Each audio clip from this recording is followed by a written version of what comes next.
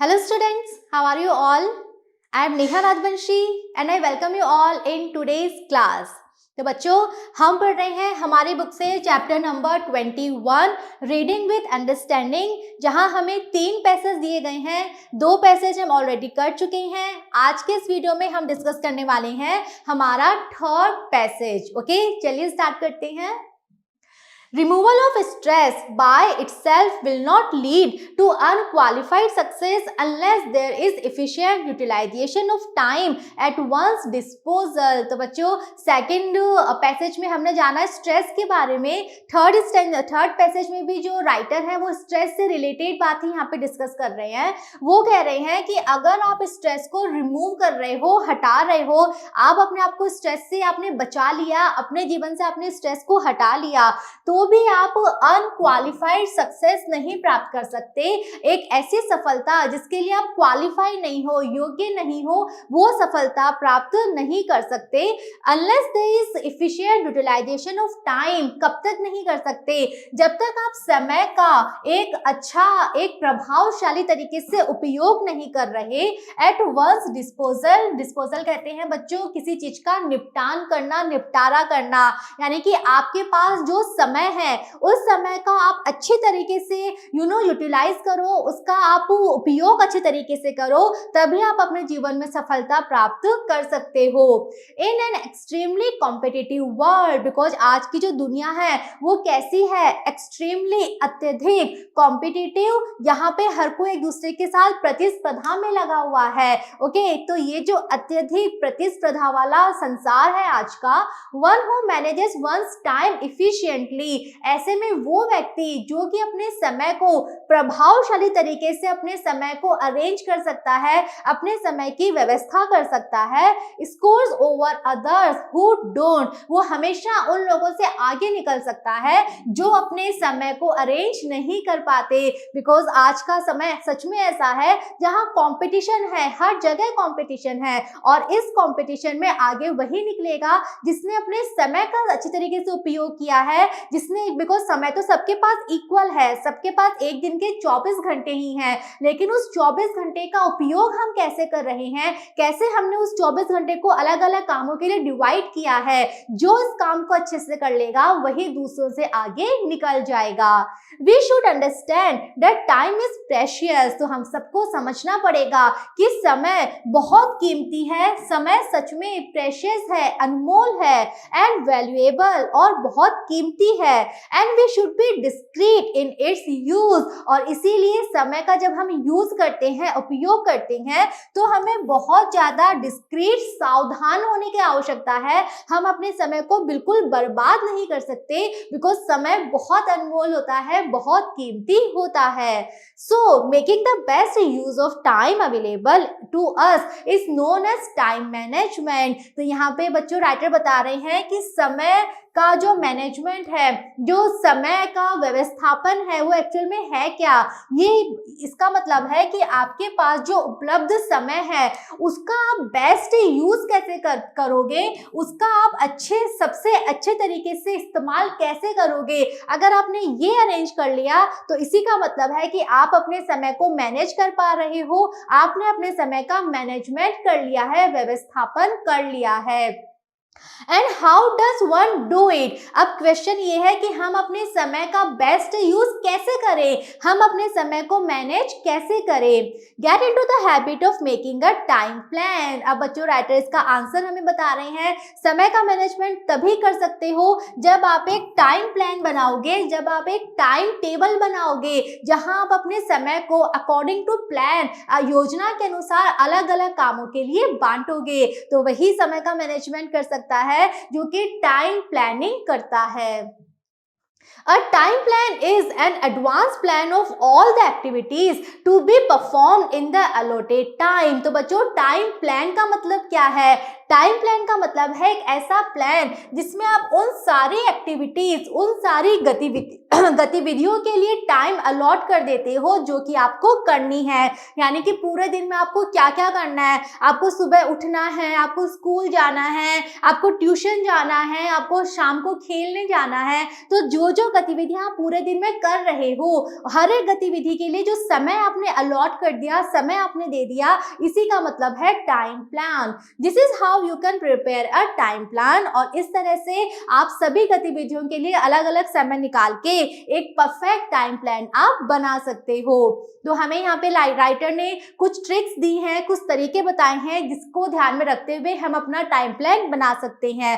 देखते हैं। First, list all activities to be perform at a certain time. सबसे पहले आप सारे एक्टिविटीज की लिस्ट बना लो कि हमें पूरे दिन में क्या क्या करना होता है, क्या क्या गतिविधियां हमें करनी है। For example, in the morning preparing breakfast, going to work etcetera. जैसे कि सुबह की गतिविधि क्या क्या होती है, प्रिपेयरिंग ब्रेकफास्ट, आपको अपना नाश्ता तैयार करना है, काम पे जाना है, इस तरह की जो एक्टिविटीज आप सुबह करते हो।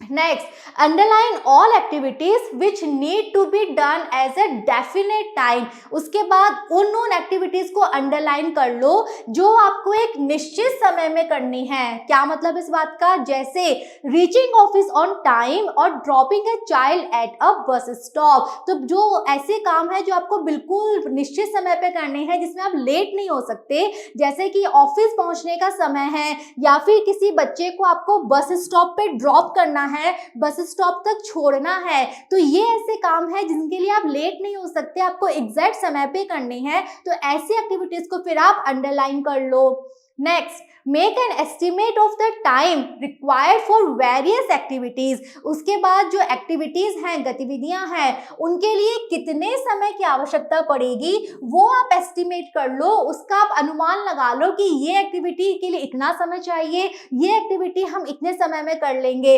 जैसे कि कुकिंग 40 मिनट्स, जैसे कि आप ऐसे कर सकते हो, कुकिंग के लिए आपको 40 मिनट्स लगेंगे। स्टडिंग 1 आवर, 1 घंटे आप पढ़ाई करोगे। तो गतिविधि का नाम लिख लिया और उस गतिविधि के लिए कितना समय आपको लगेगा वो भी आपको एस्टिमेट करके लिखना है। Arrange the activities in the sequence in which they need to be done. और जो आपने एक्टिविटीज की लिस्ट बनाई है उसको उसी सीक्वेंस में लिखो, उसी क्रम में लिखो जिस क्रम में आप उन्हें परफॉर्म करोगे। यानी कि सुबह उठने से लेकर रात को सोने तक की जो एक्टिविटीज हैं उन्हें क्रम में लिखो। सुबह नाश्ता करना, ऑफिस जाना, ओके, इस क्रम में आपको उन्हें लिखना है। Next, keep in mind the schedule of other family members and make necessary adjustments as when required। Next point है कि जब आप अपना टाइम प्लान बना रहे हो तो साथ साथ जो आपके घर के बाकी सदस्य हैं उनका क्या शेड्यूल है, उनकी क्या दिनचर्या है, उसका भी ध्यान रखो। ओके, बिकॉज आपने अपनी लिस्ट में लिख दिया कि नाश्ता 7 बजे, घर के बाकी लोग नाश्ता 8 बजे करते हैं और आप सबके साथ नाश्ता करते हो, तो वो मैच नहीं हो पाएगा। तो अपना टाइम प्लान आप जब बनाओ तो ध्यान रखो घर के बाकी लोगों की क्या दिनचर्या है, और फिर जहां जहां भी आपको एडजस्टमेंट करने पड़े, जहां जहां भी आपको थोड़ा बहुत चेंज करना पड़े, तो वहां आप चेंज करो घर के बाकी लोगों को ध्यान में रखकर। Once you have listed out your priorities, write them down। और जब फाइनली आप अपनी प्रायोरिटीज बना लो, प्रायोरिटीज यानी आपकी जो प्राथमिकताएं हैं, जो आपकी लाइफ में सबसे इंपॉर्टेंट चीजें हैं, जब आप उन्हें बना लो तो उन्हें आप उसमें लिख दो। This is your time plan. और इस तरह से आपका टाइम प्लान तैयार हो जाएगा। Okay, However, you should remember the following points while making your time plan। Next बच्चों, राइटर कह रहे हैं कि टाइम प्लान बनाते समय इन चीजों का आपको ध्यान रखना है। क्या क्या ध्यान रखना है हमें देखते हैं।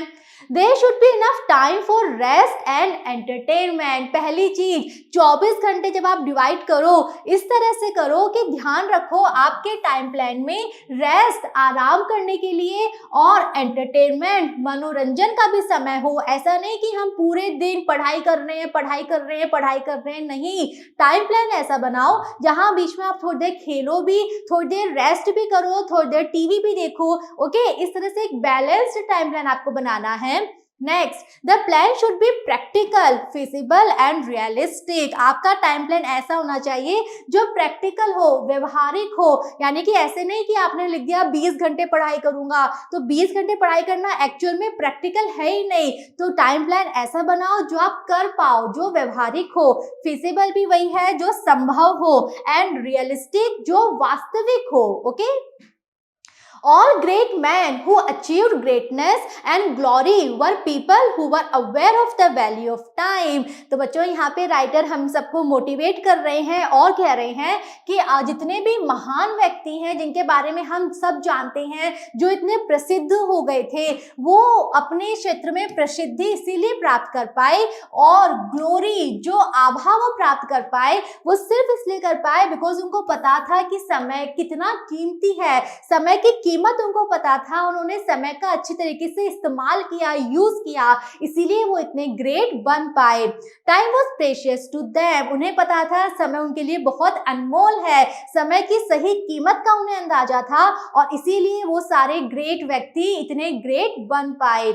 When others were idling away and wasting their time, next writer कह रहे हैं कि जब बाकी सारे लोग आलस करते थे, अपना समय वेस्ट करते थे, great man put it to good use, उस समय सारे महान व्यक्ति समय का अच्छा इस्तेमाल करते थे।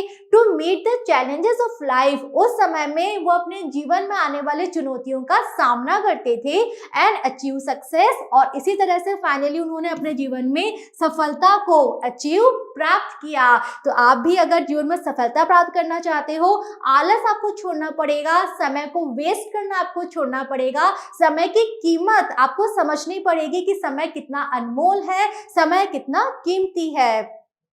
It follows therefore that one should have a program and a schedule for it so that the objectives are achieved। Next writer कह रहे हैं कि इसीलिए that one should have a program, अगर आपके पास कोई एक प्रोग्राम है अपने दिन भर के कामों का, एक शेड्यूल है उसको करने का, एक दिनचर्या है, आपको पता है कि ये काम है मेरे पास करने के लिए, और आपने एक शेड्यूल बना लिया, दिनचर्या बना ली, तभी आपके जो ऑब्जेक्टिव्स हैं जीवन में, जो लक्ष्य हैं जीवन में, आप उन्हें अचीव कर पाओगे, आप उन्हें प्राप्त कर पाओगे।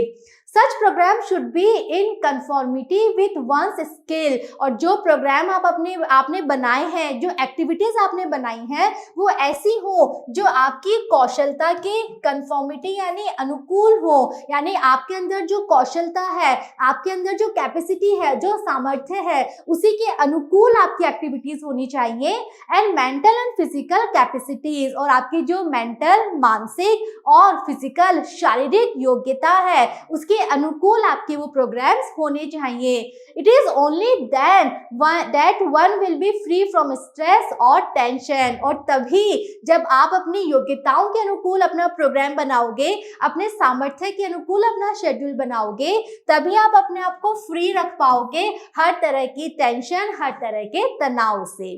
ओके, तो बच्चों यहाँ हमने कंप्लीट कर लिया हमारा third passage. I am sure आप सबको समझ में आया है। टाइम मैनेजमेंट से रिलेटेड है कि कैसे हम स्ट्रेस को दूर करें और कैसे हम एक परफेक्ट टाइम प्लान बनाएं। टाइम कितना इंपॉर्टेंट है, टाइम की वैल्यू हम सबको पता होनी चाहिए, और एक परफेक्ट टाइम मैनेजमेंट कितना इंपॉर्टेंट होता है, ये सब हमने इस पैसेज में जाना। आई एम श्योर आपको समझ में आया है। मिलेंगे नेक्स्ट वीडियो में, जहां हम स्टार्ट करेंगे हमारा next chapter. See you all in the next video. Thank you.